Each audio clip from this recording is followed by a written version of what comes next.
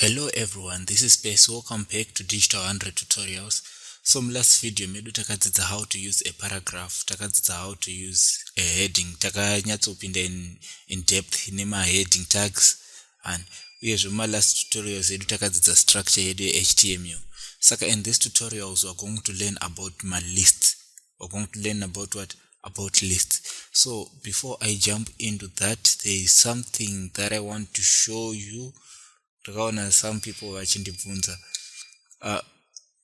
ukavhura yo HTML like this, ukaivhura iri ukati open with code, ukaivhura yakadai so isiri mu folder, ukaita open with lifesaver haivhuri because inenge ida kuti open a folder with workspace. And so if you are getting this problem, let me show you how to solve it.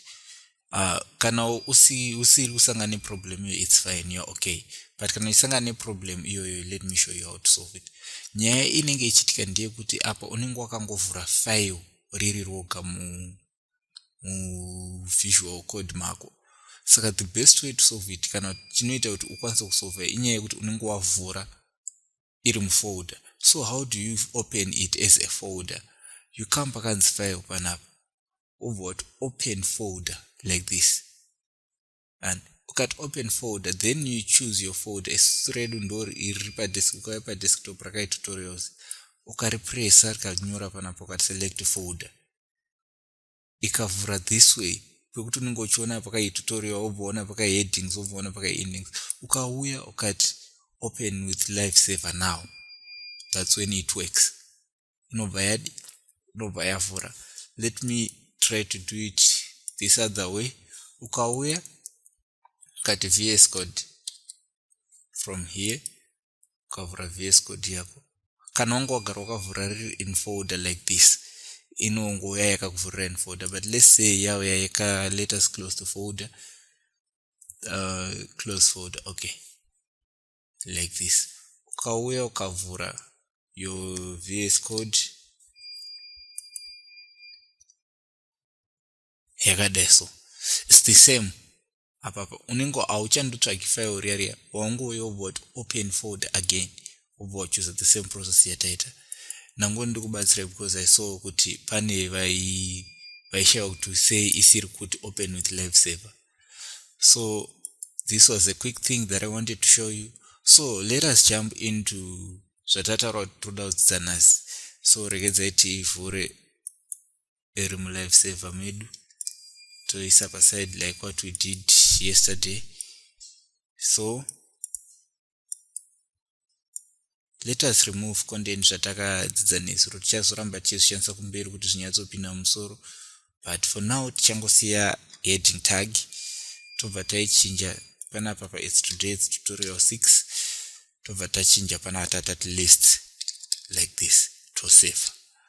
And saka what we want to do is that ndoda kunyora a list rema fruits, and that will be a heading 2. Pandoda kunyora kuti tichazoti list redu ndirechi rema fruits like this.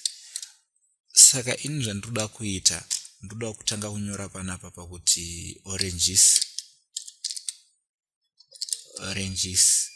ndobva ndapressa enter ndoti guavas, mangoes, toti bananas, toti apples like this.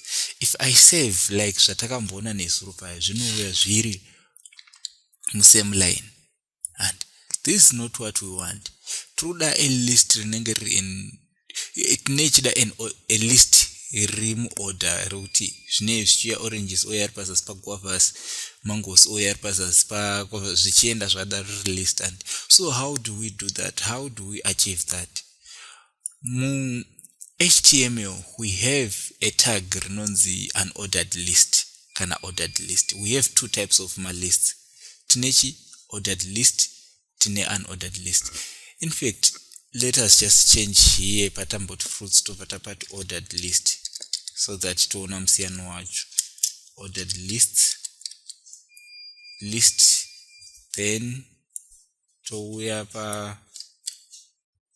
pazasi panapa dot unordered list, unordered list like this. Tongokopa the same. So to copy zvinofunga mumesemoza control C control V ndio simbo kutypa an. Saka kana tadaiso takopa tinoda kuti repamusoro apa toda kuirisa mune rinonzi ordered list racho, repazasi toda kurisa mu unordered list. Saka how do we put zvinhu muma list? Tine tag ratinaro for ordered list rinenge richinzi OL like this. Open what OL like this. This is for ordered list. And then tikatora izvi tikangozvisa mukati ma ordered list wedu zvakangodai, again zvinongoita the same. Zvinongotadza kuti zvopaiswa space pana, but it's just one and the same thing again. Hapana chachange. So kuti zvichinje zvichipinda muma list, ordered list redu, tag ordered list, element ordered list, inotora anonzi ma list item tags mukati, ma list item elements. And so nyaya yepo ndeyekuti each and every list item tiri kuiisa tag rakanzi list item like this. Saka let us go ahead and do all this the same. List item,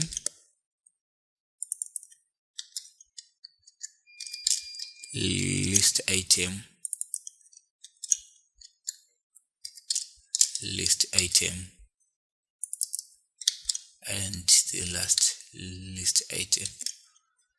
Tika save. Now see, we have a list now. Runyatsoti 1. Kana maona hapana patambonoisa 1 2 3 4 5. But iyo yakutora from our element, because this is now a list. Rine ordered list kunze nema list items. Saka inobva yatanga kunamba ma list items according to order yawo yakadi yakaiswa muno. Saka this is the ordered list. Saka I hope apa pamapabata, then regedza tiende ku unordered list. Like ordered list that OL, unordered list, you guess right, it's UL.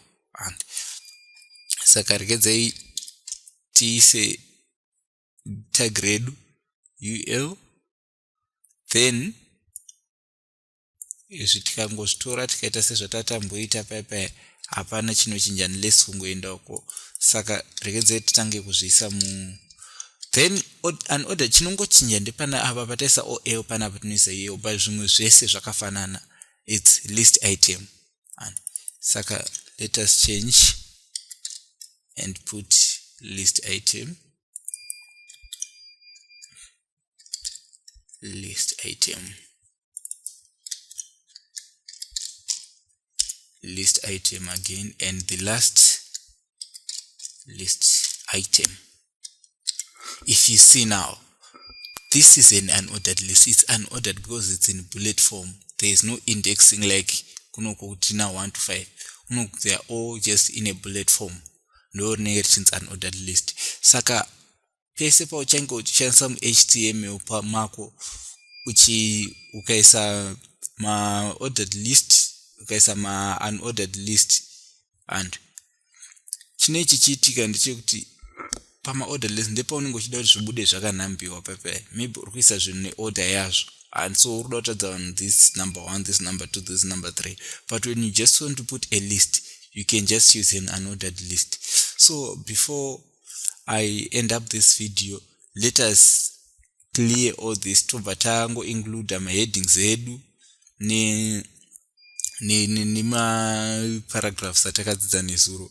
Totizvo, let's say pana papa is myself, and let us put a title myself, and ukauya obawati again. Remember iri mutitle iyi hapana anoona kuti okay kuti tisiyanise regedza it about me, and then pana papa tataisa manje title myself, because iya h1 iyi ndo yekuti everyone anodi anoona about me wedu I title, then myself wedu arapo, and tobva taisa paragraph yedu tobva tati my name is Percy Mudzinganyama. I am 24 years old. I come from Kokwe. Like this. This is a paragraph, right? Then tava kuda kuti tiende pa toda kugadzira a subheading inonzi saka takuita h2 tobva taiti toiti kana hobbies like this. Ma hobbies edu ndoda kumaisa neorder yandinoafarira nayo, and which means ndofanirwa kushandisa ordered list. And hobby number 1 is programming, so list item programming, that's hobby number 1. Hobby number 2 ndobva ndati manje ma hobbies andinaka. Alright, hobby number 2 toti video games, and hobby number 3 watching videos on YouTube.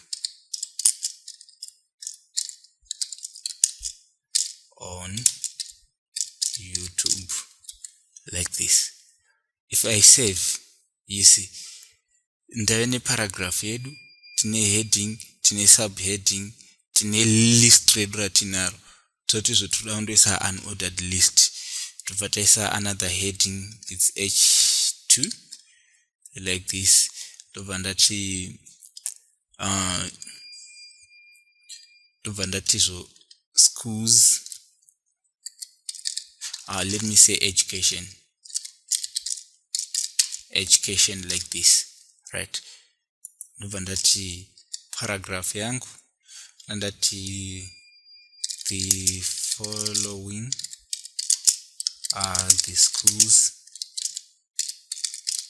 that I attended. And ndikauya panapa ndobva ndati this is an unordered list because ndoda kungozviisa zviri in a way isina fashion. So but here this was let me make this ordered list kubva kune kwandakatangira ku grade 1 kusvika kwandakapedzisira. This must be an ordered list, saka still, but it doesn't matter. Let us just make it an ordered list like this. It doesn't matter. Tobva tati mateta to primary,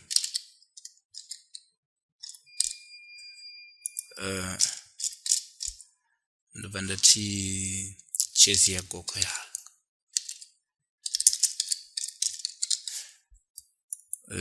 ndoti Bindra University.